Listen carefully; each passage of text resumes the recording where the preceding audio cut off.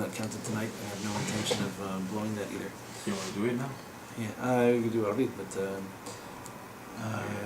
a couple of quick halakhot, because inevitably we get asked these questions all the time, every year, and figured it may just be well to address them, at least have it on record. So, halakhot that pertain to Sefirat HaOmer, there aren't all that much in the Shulchan Aruch. I don't want to break anybody's heart. Cutting your hair and shaving happen to appear there. That there is a minhag not to until the 33rd day of the Omer, according to the Ashkenazim, according to Sfaradim, until after the 33rd day. So, the night of the 34th, or to the day of the 34th. And there is a minhag not to get married during this particular period, although there are some interesting exceptions to this. Ner Yisrael community in Baltimore, so they have a tradition which goes back to Europe already, that the month of Nisan is not included in this custom not to get married. So a couple that has not yet fulfilled the mitzvah of procreation, i.e. a couple that's never been married and had kids before, they will officiate weddings until the end of Nisan. It's interesting. And there are some who make exceptions for things like Rosh Chodesh Tov. At the end of the day, the custom elsewhere, meaning all the other Ashkenazim, and for that matter, all Sephardim, don't officiate weddings customarily until, although you should know there are teshuvot. At the end of the day, just a custom. Let's say a couple from New York gets married, and he's 50 and she's 44, and after many years they came to the conclusion, for whatever reason, married before, it didn't work out, never married before, just became observant, or they live in New York City and they didn't want to be married before they were 40, so they decided to get married now. If they haven't fulfilled B'rav Ravya, the mitzvah of procreation, but they would like to start ASAP, then Rav Yosef mentions that there are grounds for being lenient and for helping expedite that particular process. The topic of music does not appear in the Shulchan Aruch. That's a relatively recent custom. Why do I say relatively recent? There's mention of avoiding places of music during mourning. And so we're going to have to grapple with this question: how much mourning are we doing during this period of Sefirat HaOmer? Tradition has it, as quoted by Rabbeinu Nisim, that the students of Rabbi Akiva, what it says in the Gemara is that they died from Pesach until Shavuot. So the second day of Pesach is the first day of the counting of the Omer. Pesach to Shavuot is exactly 49 days, it's 7 weeks. And Rabbeinu Nisim says, but our tradition is that they stopped dying on the 33rd day of the Omer. And thence the difference of opinion between Ashkenazim and Sephardim. Ashkenazim say the dying stopped on this day, it's a happy day. Sephardim say, but people still died on this day, so it's not. So they will traditionally do nothing extravagant by way of celebration until after the 33rd, save for celebrations of Lag BaOmer, which happens to be the Himulah of Rabbi Shimon Bar Yochai. So Rabbi Shimon Bar Yochai, who died on this particular time, which by the way is a very interesting historical note. Rabbi Shimon Bar Yochai was whom? Was who? It's not in the case. The author of the Zohar? Author of the Zohar, fair enough. I don't dispute that. But he was... Many do. Huh? Many people do that. Okay, we're not them. So he's a disciple of whom? Rabbi Meir Bar Anes. Rabbi Meir Bar Anes was a classmate of his. Rabbi Akiva. Rabbi Akiva. Was one of the 5 left, right? So Rabbi Akiva, and what's the whole connection to Sefirat HaOmer itself? Sinat Chinam. Well, so Rabbi Akiva wasn't guilty of Sinat Chinam. No, but they all died except Rabbi Shimon Bar Yochai. He wasn't a student of Rabbi Akiva's at this point. Wait till the Gemara does come. Look at, by the way, it's literally 3 lines, 2 lines in the Gemara. So the students of Rabbi Akiva, he had 12,000 pairs of students, i.e. 24,000 students all told. And his disciples died. Why? Because they did not conduct themselves with respect, with dignity, one towards the other. So they all died in 1 year at this particular time. And continues the Gemara for another 3/4 of a line. And the Torah was a wasteland. There was Israel was a desert of Torah, because Rabbi Akiva had opened the greatest Beit Midrash maybe of all time. And everyone who was anyone went to learn Torah by Rabbi Akiva. When his Talmidim died, there was nothing left. Nothing left. His generation was almost gone by the time the Torah had been passed on. By the way, his contemporaries, right? He started learning Torah when, Rabbi Akiva? When he was 40. So it's not like he started in his 20s, and so he started when he was 40. He had several thousand Talmidim when he first came back. He got married. He left the house for a while. He came back. By the time Rabbi Akiva had made his second round, I mean, he came home, spent the time with his wife, and then he went back. So by the time he had come back, we're talking about what?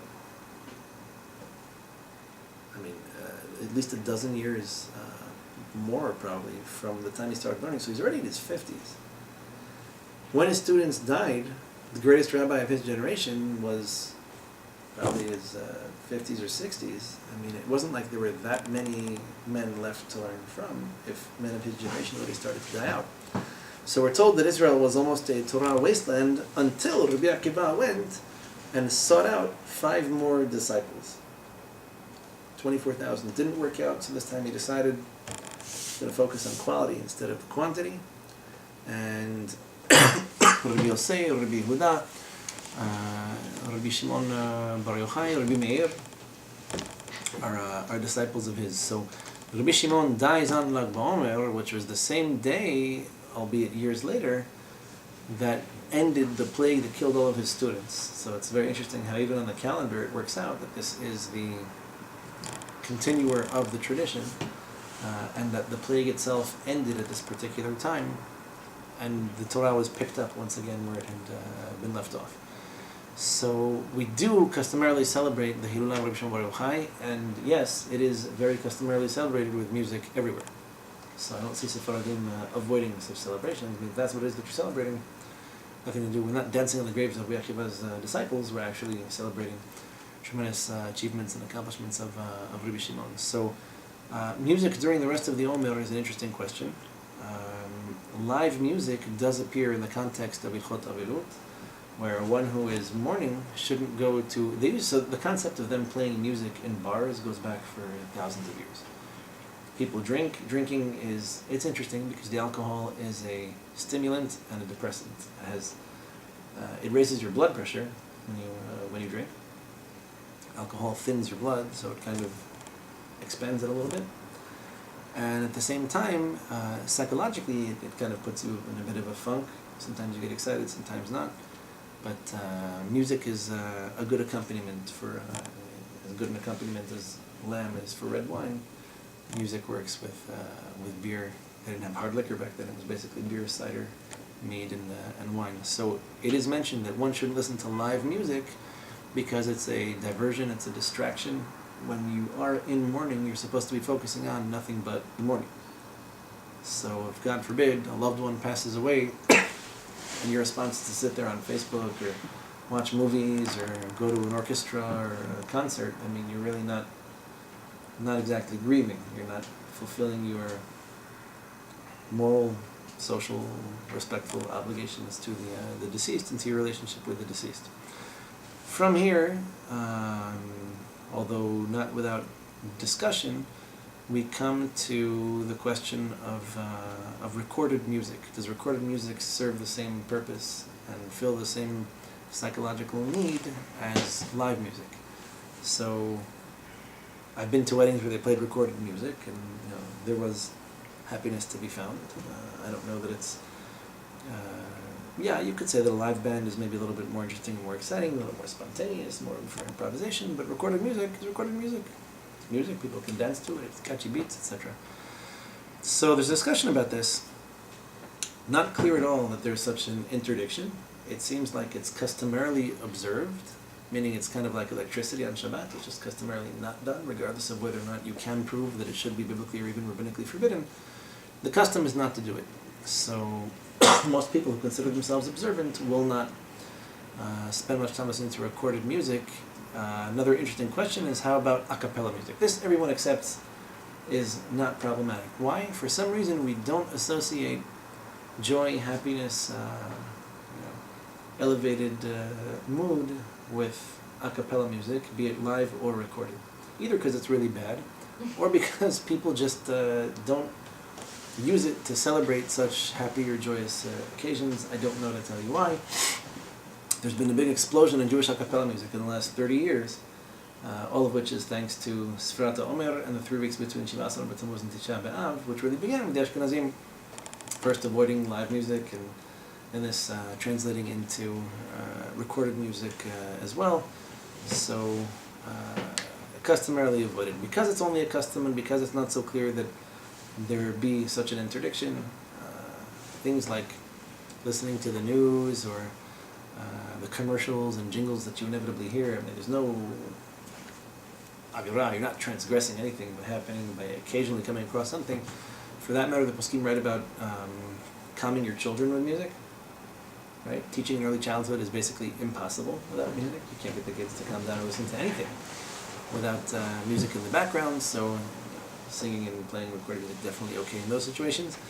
And there's an interesting, albeit not very well known, teshuvah of Rav Meir Mazuz, where he discusses certain times at which recorded music is for sure okay, probably even live music would be too. And that would be from Chatzot, astronomical midday, on Erev Shabbat or Erev Rosh Chodesh. So let's say Chatzot today is at like, I think 12:54, 12:55. So astronomical midday and midnight are always right around the same time, save for a few seconds. The day is getting longer or shorter, but the middle is the same.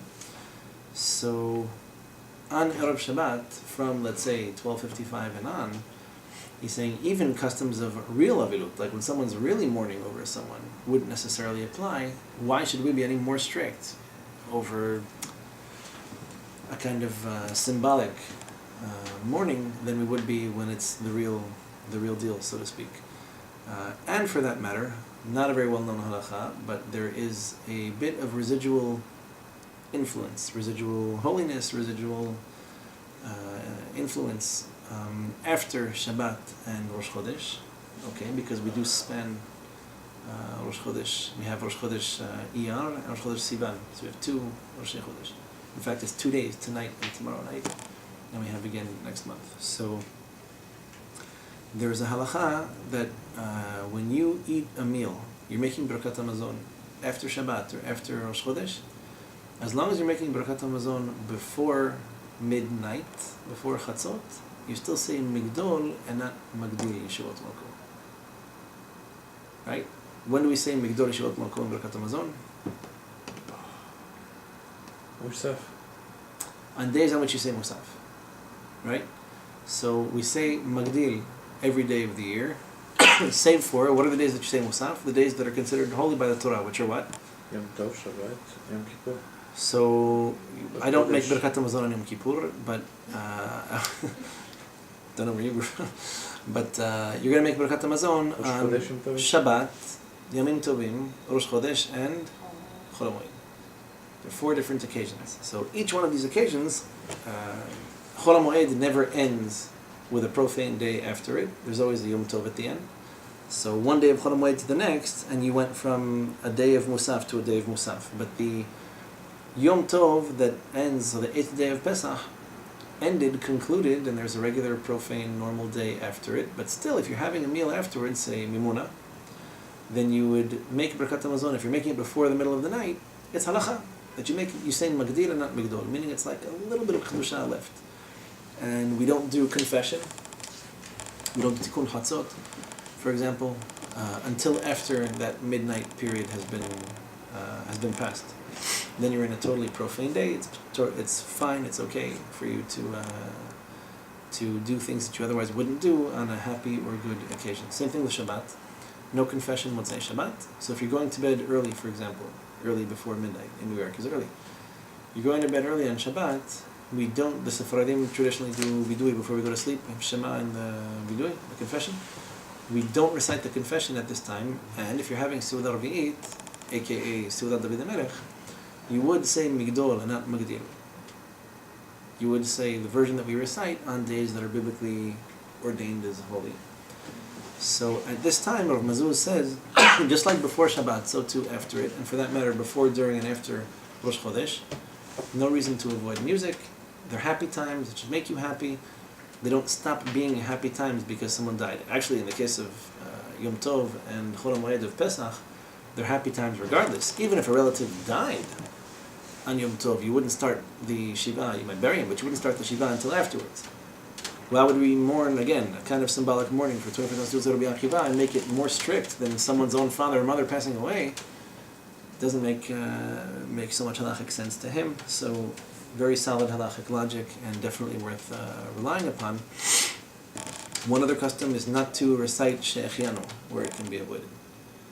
So if you happen to be in need of making a she'echianu, like you bought 800 boxes of brand new dishes and silverware, then you might be within your rights to make the she'echianu again on Shabbat, probably Rosh Chodesh, Chol HaMoed, etc. Probably less advisable during the week. Making brachot during the week. If you can avoid it, you do it. If you can't, then go ahead. If it's a fruit and you have like the last, the last peach in the marketplace, and no more trucks are coming up from Atlanta, Georgia, because they have tornadoes now. So either you make it now, or the fruit's going to rot until Shabbat.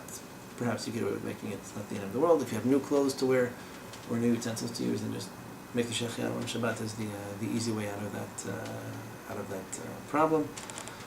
Other than this, I think that pretty much covers the majority of these halachot. So again, it's Rosh Chodesh tonight, tomorrow night, and the day after. We will go back to making vidui though once Rosh Chodesh is out, just not the immediate night following Rosh Chodesh. Friday at that morning. point, be Friday. Yeah. So Thursday night, which is the night of Friday, is still under the influence of Rosh Chodesh, so to speak. Friday becomes regular, and you go right back into Shabbat. So if you'd like to listen to music, for example, that's the point that he makes, to help bring in the Shabbat, the famous custom quoted by the Bet Yosef, by the Italianim, Jewish communities in Italy, where people used to come, imagine this, Italians came early to the Beit Knesset, and they would play chamber music. I mean, they had orchestra, they had utensils. They would play music, they would accept the Shabbat this way, they would set the mood for Shabbat this way. It's, by the way, interesting. Bet Yosef does mention this custom. There are others from other communities that used to welcome the Shabbat in particular ways. I know, for example, I've only seen the Libyans do this, and someone told me that there are Persians who do this too, that they have a meal before Shabbat, a Friday afternoon get-together. I know that in Israel, there's one... Every week? Every Friday. There's like a mini seudah. It's based on a Kabbalistic concept. The Arizal, I think, makes reference to this by To'ameha Chaim Zachu, like what it says in the Musaf of Shabbat, that the Gemara indicates that it's a mitzvah to taste from what it is that you're cooking for Shabbat. Right? Because it's this idea of Shabbat being the greatest, most perfect, holiest day of the week, and you want to bring some of that into the week. So you want to end Friday early and start Shabbat early. And part of it is like getting a taste of Me'ein Olam Haba. You live in Olam Hazeh, and you get a little bit of a taste of what it's like to belong to the non-physical world, to reach the highest possible levels that you can, spiritually speaking. Part of which has to do with tasting the food from Shabbat. So I've actually seen this practiced in a number of Libyan households, that they'll get together. I think it's mostly fish, little salads, olives, cured, pickled things, just like to get the appetite going for Friday. And then you have communities that start Erev Shabbat with a fast. But Yosef mentions it, there are places where people just used to not eat at all on Friday so as to come to Shabbat with an appetite and be hungry. But then you have the French expression, the appetite comes while you're eating. So I guess the Libyans, when the rest of the world used to fast, the Libyans eat and celebrate in style. But yes, if listening to music does help you bring in the Shabbat with more of a mood, or it keeps you calm while you're cooking and cleaning and stops you from yelling at the kids or your husband, wife, etc., then by all means do rely on Rav Mazuz and make the beginning of Shabbat more pleasant. With God's help, we'll continue next week with the second chapter of Pirkei Avot. We'll take a Mishnah and focus on it. If you happen to have any particular requests, as long as you can get it to me before Shabbat, I'll be happy to accommodate. And if you happen to have any questions during the week, please feel free to reach out. Have a good night. See you guys next week.